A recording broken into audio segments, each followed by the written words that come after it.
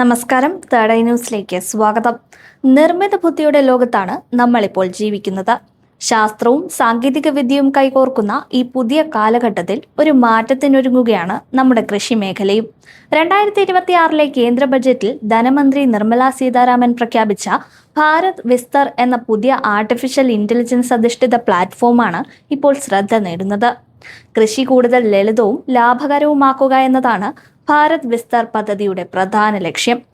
ICAR നൽകുന്ന കൃഷി വിജ്ഞാനവും വിവിധ അഗ്രി സ്റ്റാക്ക് പോർട്ടലുകളും സംയോജിപ്പിച്ചുകൊണ്ടുള്ള ബഹുഭാഷാ പ്ലാറ്റ്ഫോമാണ് ഇത്. കാലാവസ്ഥാ വിവരങ്ങൾ മുതൽ വിള പരിപാലന നിർദ്ദേശങ്ങൾ വരെ ശാസ്ത്രീയമായ മാർഗനിർദ്ദേശങ്ങൾ ഇനി കർഷകർക്ക് നേരിട്ട് ലഭിക്കും. കാർഷിക ഉൽപാദനക്ഷമത വർദ്ധിപ്പിക്കുക, കർഷകരുടെ വരുമാനം ഉയർത്തുക, ഗ്രാമീണ മേഖലയിൽ പുതിയ തൊഴിലവസരങ്ങൾ സൃഷ്ടിക്കുക എന്നിവയൊക്കെയാണ് ഈ AI പ്ലാറ്റ്ഫോമിന്റെ ലക്ഷ്യം.